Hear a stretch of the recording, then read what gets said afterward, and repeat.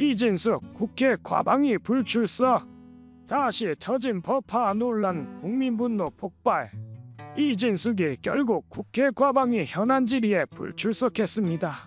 그녀가 병원에 갔다는 불출석 사유서를 제출한 가운데 과방위 위원장 최민의 표정은 모든 것을 말해줬습니다.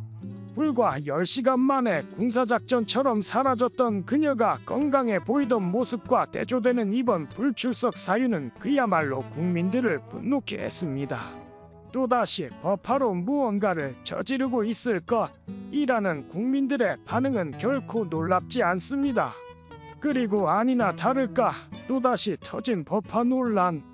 과연 이 사람의 끝은 어디일까요? 오늘 과방위 현안 질의는 시작부터 불꽃 튀는 논쟁으로 이어졌습니다. 최민 과방위 위원장은 이진숙의 불출석을 문제 삼으며 오늘 그녀가 불출석한 이유가 건강 이상이라는 것은 도저히 납득할 수 없다 라고 강하게 비판했습니다. 어제까지도 용산에서 대통령과의 면담을 원활하게 진행했던 그녀가 갑자기 불출석 사유서를 제출한 것에 대해 최 위원장은 결코 승인할 수 없다 라며 국회 출석을 강력히 요구했습니다. 더욱 놀라운 점은 이진숙의 병원 방문이 전혀 수상하지 않다는 것입니다. 한민수 민주당 의원은 이진숙이 병원에서 진단서나 검사지도 없이 입원한 점을 지적하며 이건 단순히 국회 출석을 피하기 위한 가짜 입원일 가능성이 크다 라고 날카롭게 비판했습니다. 같은 당의 이정원 의원 역시 권력자 옆에서는 웃음이 가득한데 왜 국민이 지켜보는 앞에서는 갑자기 몸이 아프냐 며 그녀의 이중성을 비난했습니다.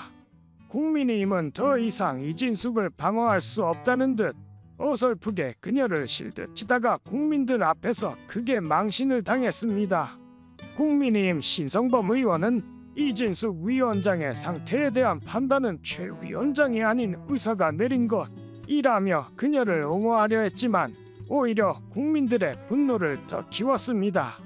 그녀가 허리 통증에도 불구하고 임명장을 받으러 갔다는 변명은 더욱 기가 찹니다. 법화로 6억 원을 쓴 사람이 장관급 자리에 앉는 현실에 국민들은 분노할 수밖에 없습니다. 이진숙의 법화 논란은 여기서 끝이 아닙니다. 그녀는 해외 출장 기록도 남기지 않고 사적으로 출국했을 뿐만 아니라 그 와중에도 법인카드를 사용해 논란을 일으켰습니다. 그녀가 국회에 불출석한 상황에서도 또다시 법화 논란이 터지며 황정환 민주당 의원은 이진숙은 계속해서 내부 규정에 맞다고 주장하고 있지만 국민들을 설득할 수 있는 체계적인 해명이나 근거 자료는 내놓지 못하고 있다 며 강력히 비판했습니다. 이진숙의 계속되는 논란은 과연 어디까지 이어질까요? 국민들은 더 이상 참을 수 없습니다. 이번 사건은 그야말로 대한민국 정치사의 새로운 충격파로 남을 것입니다. 이처럼 대한민국은 지금 심각한 위기에 처해 있습니다.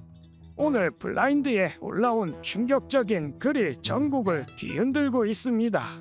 대통령이 숙취 때문에 공식 행사를 파토내고 도망갔다는 내용이었습니다.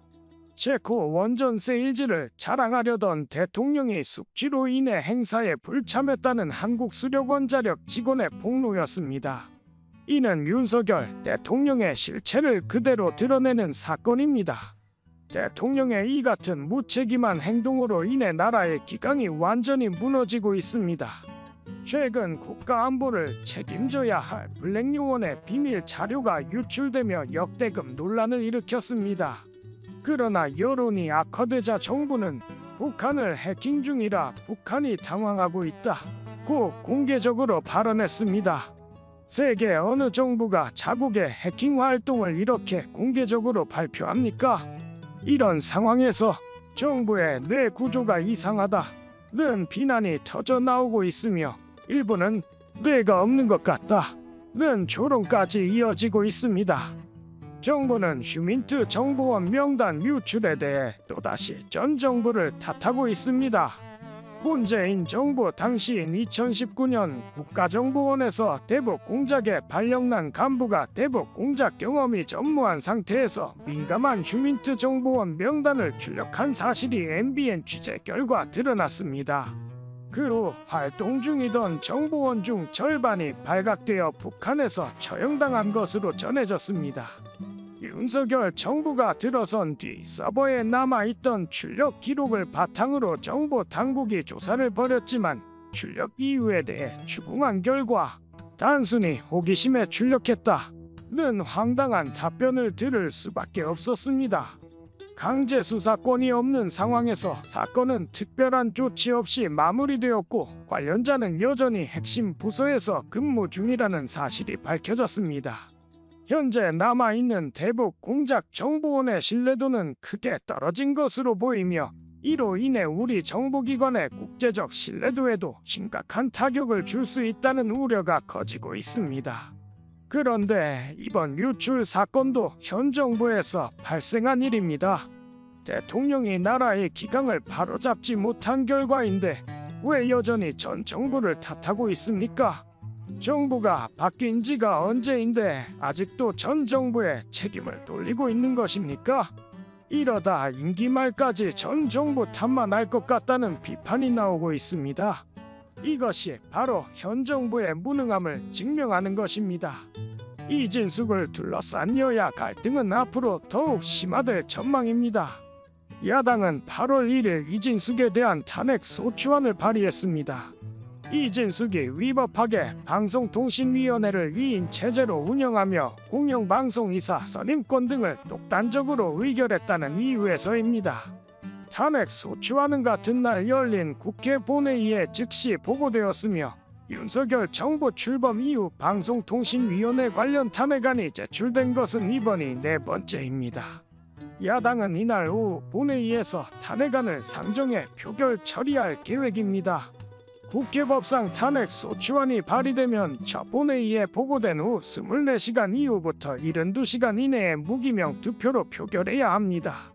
제적의원 과반수의 찬성이 필요한 탄핵 소추안은 야권의 주도로 통과될 전망입니다. 야당은 국정조사 카드도 꺼내들었습니다. 야당과 개혁신당은 전날 우원식 국회의장을 찾아가 윤석열 정부의 언론 장악 통제 진상 규명을 위한 국정조사를 요구했습니다. 야당은 오는 5일 국회 본회의에서 국정조사 실시를 의결한 뒤 일주일 안에 조사를 시작할 계획이라고 밝혔습니다. 김현 민주당 과방위 간사는 우 의장을 면담한 뒤 기자들과 만나 방송 장악 상황이 너무 심각하기 때문에 국정조사를 반드시 해야 한다. 우 의장이 숙고의 시간을 갖고 논의하기로 했다고 전했습니다. 모두가 단합하고 힘을 모아 하루라도 빨리 이 무도한 정권의 끝을 볼 수 있기를 기원합니다. 끝까지 시청해 주셔서 진심으로 감사드리며 구독과 좋아요 부탁드립니다. 이재명은 위증교사로 실형을 받으며 법정 구속될 가능성이 높고 선거법 위반으로 500만 원 이상의 벌금형이 선고되면 민주당은 심각한 위기에 빠질 것이다. 10월에 1심 판결이 나오면 내년까지 대부분 판결이 끝날 것으로 예상되며 민주당은 몰락하고 이재명은 처벌받게 될 것이다. 조국과 문재인 가족에 대한 소환도 본격적으로 이뤄질 전망이다. 이번 주에 이재명 부부에 대한 법인 카드비 검찰 소환 통보도 있었다. 이재명이 검찰 소환에 응하지 않을 것인지 검찰이 보복하고 있다는 이야기가 나오고 있습니다.